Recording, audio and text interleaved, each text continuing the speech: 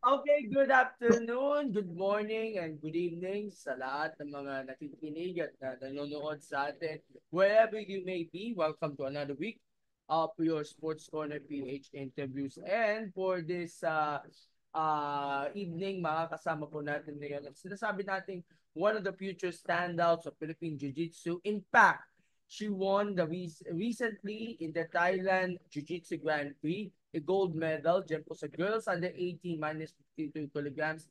Let's get to know more about her and of course the recent achievements that she sustained throughout her career so far. So let me welcome sa ating programa Ms. Sachi Kongun. Sachi, good evening and welcome to the program. Good evening. Thank you for having me.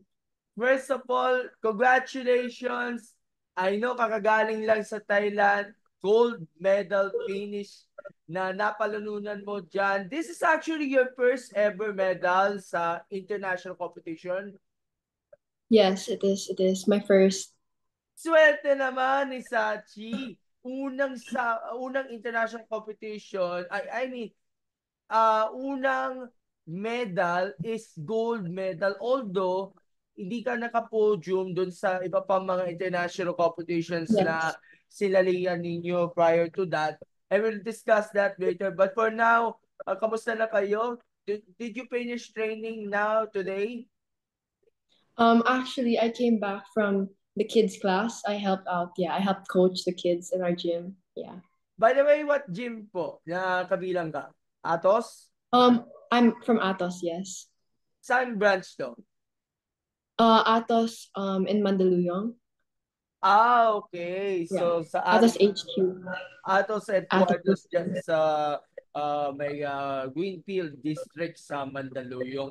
And it's nice to know that the students are aware that their instructor, one of the instructors, si Sachi, is actually a gold medalist nga dun sa Thailand Junior Grand Prix. But before we dive into this competition, Thailand Junior Grand Prix, let's discuss more about you. So, paano ba nag-umpisa ang inyong journey sa Jiu-Jitsu?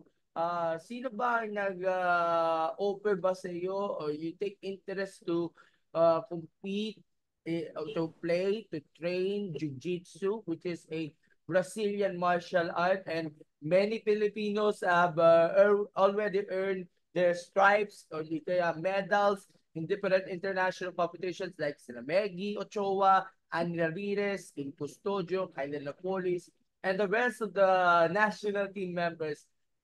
How did you get started sa Jiu-Jitsu? Actually, I started when I was 10 years old, and at the time, all my siblings like had their own sports, but I didn't have a sport. So I was trying different sports, and my dad actually at the time he was doing jujitsu.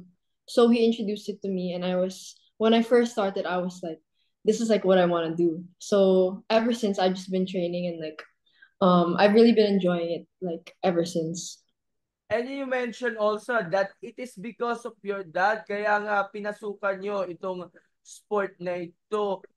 Yung dad ninyo is actually practicing jiu-jitsu for such a long time now. And of course, pinasa mo naman ang kaalaman, kasanayan, experiences from you. What are your insights of your relationship through sports between you and your dad? I think it's really our relationship got even stronger because we always talk about different like techniques or like we talk about the like practicing different moves, and I feel like our bond just became so much stronger because of jujitsu. Yeah. How do you describe your first day of training sa paglalaro nga ng jiu-jitsu? Mahirap ba sa inyo? Pero at time goes by, ay unti-unti ko na nasasanay with all the skills, techniques, rotations, and everything na magagamit mo towards your journey to have a meaningful life playing jiu-jitsu.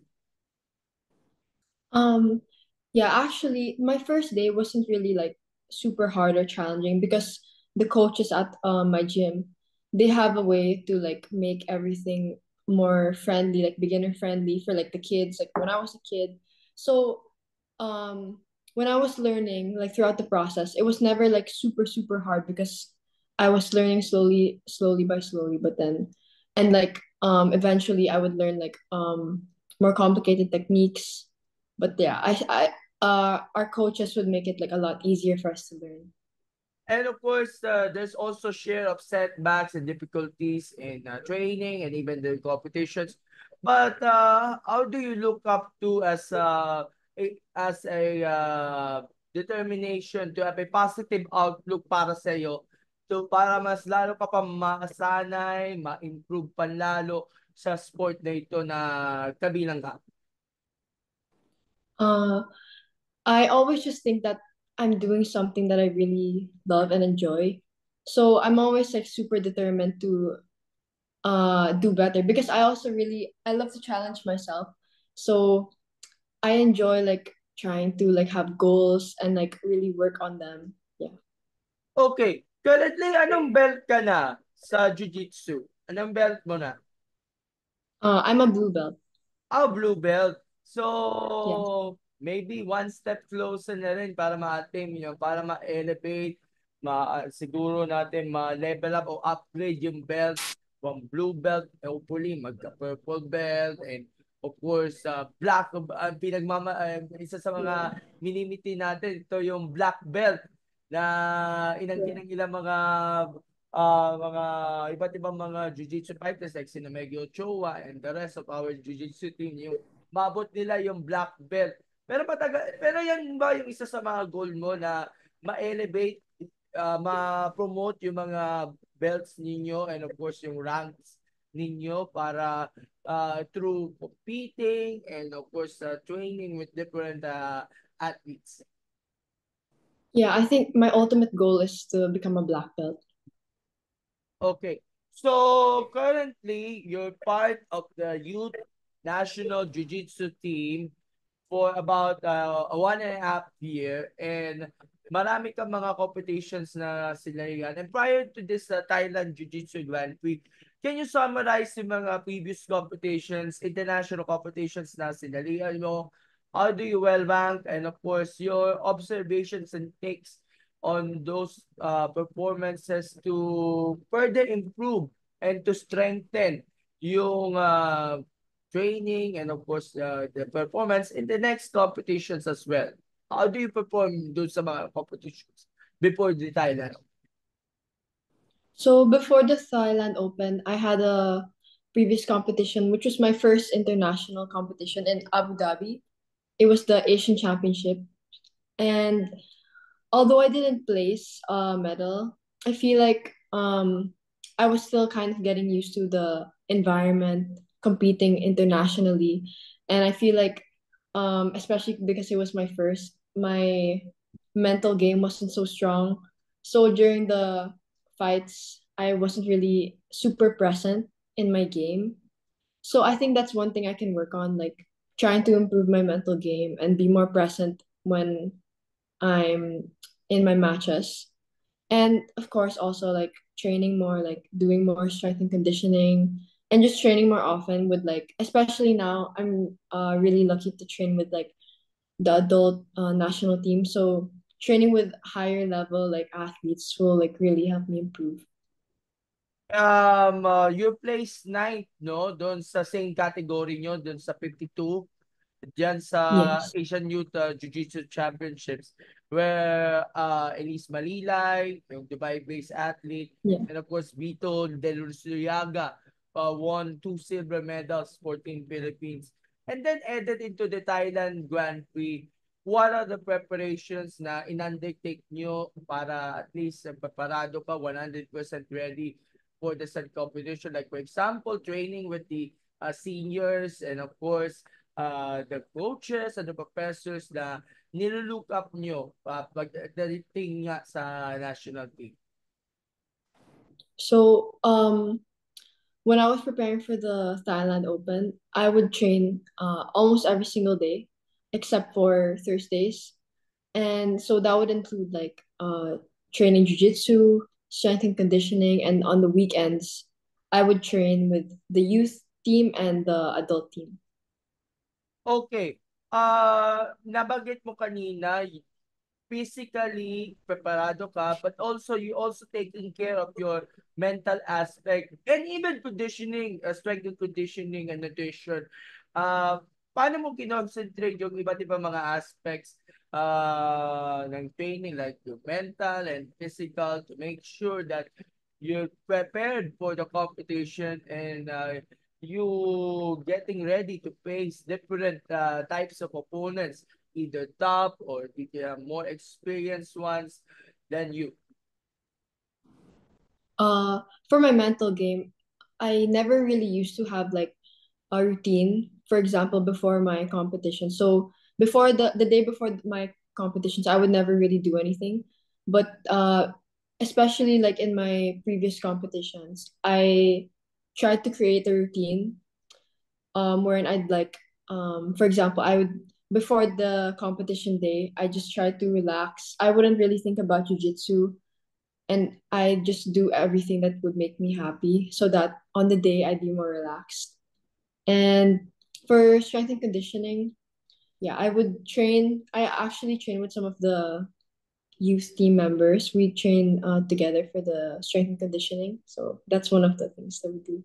How about familiarizing those who will compete, all those rivals that magko-compete nga dito sa minus 52 kilograms? Na-familiarize mo ba yung mga skills, yung mga previous matches, and of course the learnings nga pala from your training na magagamit nyo dun sa competition? Kaharap nyo sila. Yeah, actually, in my last international competition, the one in Abu Dhabi, that time I actually scouted my opponents. I would watch their videos, their matches, but this time in for Thailand Open, I didn't because I felt like if I did, I just become more nervous, and I just trusted my game. I trusted like my training, and yeah, because of that I felt really confident in my game, and I just whatever was gonna happen in the match, like I was just gonna do whatever. Yeah. Okay, so it's assessment time. You won the gold in the girls under 18 minus 52 kilograms. Ilan ba yung mga nakalaban nyo bukod pa ikaw? How many opponents did I have? Yes po. Yes po. How many opponents? uh I had 4 matches. Okay, 4 matches. And let's summarize all those matches. How do you fare well with this competition? Did you also feel the pressure? Nabanggit mo kanina na nervous ka sa bawat mga kalaban considering that this is actually your second no na international competition. And Yes. what are your assessment nga dun sa mga matches na and of course the top competition niya na ibibigay doon sa category mo na sinali? So if we talk about my matches, I feel like this time around I was a lot more relaxed. I was more confident in my training. So during the matches, I was actually able to finish a lot of them uh, a bit more quick than I usually do. But some of the things that I learned from my matches was actually I was a bit too eager sometimes for the submission, for a specific submission that sometimes I risk losing some points. So that's one of the things that I learned from the Thailand Open. And of course, woo! And of course, you won the gold medal. By the way, sino nakaharap niyo sa finals? Taga Thailand din ba? Yes. Okay. By that time, the finals, what was your reaction upon learning that you won the finals match against the Thailand opponent? I was honestly, I my emotions were like going wild. I couldn't believe it, but then at the same time, I was like, I really felt like I deserved it because I trained like so hard for that moment. So I was really, really happy. And of course, your heartfelt reaction upon winning the gold medal, nung nakuha mo yung gintong medalya para sa Pilipinas, one of 7 gold medals in the youth category. I also mentioned Mara Salinas, Ivan Chang, Jace Mapalo, Chang, Vito de Rosiaga, and Sus Babanto, who also won the gold medals. And there's also some silvers and bronze throughout this competition. It's a great medal harvest for our youth and juniors team, considering na karamihan first-timers sa international competition or nakailang beses na ng competition. Pero marami kayong mga napalalunan ng mga medalya for Team Philippines in this competition. And of course, nagagabayan kayo from your seniors in cheering and supporting and guiding those competitions. So what can you say about your recent success there sa Thailand and even the other teammates who won the medals there in Thailand Grand? I feel like for all of us, I feel like it's so different because winning a medal, not like only for yourself, but then winning for the whole country is really something, it's like a whole different feeling. So I think we all feel super, super excited and super happy and thankful for like the opportunity of competing. And for some of us actually, I think we're really grateful because especially coming from the last comp in Abu Dhabi where some of us didn't placing here in the Thailand Open was really like it really felt extra good. And what's your heartfelt reaction or sentiments upon reading on your news feed different posts from your friends, from your schoolmates, family, na nalaman through online na nanalo ka pala ng ginto dyan sa Thailand Grand Prix? Parang nakaka-proud talaga that someone knew them. I've already won the gold in an international competition. What was your reaction of your parents and of course the other relatives and friends? Yeah, actually, during like when I won my finals match, I think my mom was gonna cry because she was so happy, and like all my friends are so supportive, and they even like some of my friends even gave me like a illustration board that says congratulations. It was like they're all very supportive and sweet. Okay, so what's the next competition? By the way, you also competed also in different local competitions like in the Asia Pacific Jiu-Jitsu International Open. There's also Marianas Pro Manila and other competitions, local competition, and even the Pan Asian Jiu-Jitsu Championship. Are those competitions, the local competitions, have helped you uh, expose you and of course made impact for you kaya nga nakakuha ka ng gold sa international competition yung pagsali nga sa mga local competitions katulad ng mga nabanggit ko. Yeah, definitely. Those competitions here locally, they prepared me like mentally, physically for competing abroad. That's why I really try to join as much local competitions as I can. And speaking of local competitions, what are the upcoming competitions, both local and international, for you na kinakailangan mo magsanay para at least preparado ka na and to, of course, defend the gold medal that you won in Thailand Grand Prix? What can we expect from you? And of course, what are the upcoming competitions? So my next competition, it's a local competition. It's on July 20. It's Jaeger, and I have another one I think in Greece, which will be in October to November, late October to start of November. Oh, wow, full pack schedule nga para kay Sachi and even the national team standouts in the youth category. We pray and we're hoping for the best para dito sa mga competitions. And you also helping your club dun sa Atos, dun sa kids class na nabanggit mo kanina, kakatapos mo lang ng kids class. Yeah. So what's the reaction from your kids that someone who teaches, instructs you, have already won the gold in Thailand at mukhang inspired sila to boost their confidence, to be determined, and to deliver the goods for the Atos, representing Atos, and of course representing the Philippines, maybe someday in international competitions. Yeah, it's really nice to see the reactions, and I feel very touched because some of them say that like I'm their idol and everything. It's really nice that they're looking up to me like that. So I hope the to continue like winning a lot and like being a good role model for them.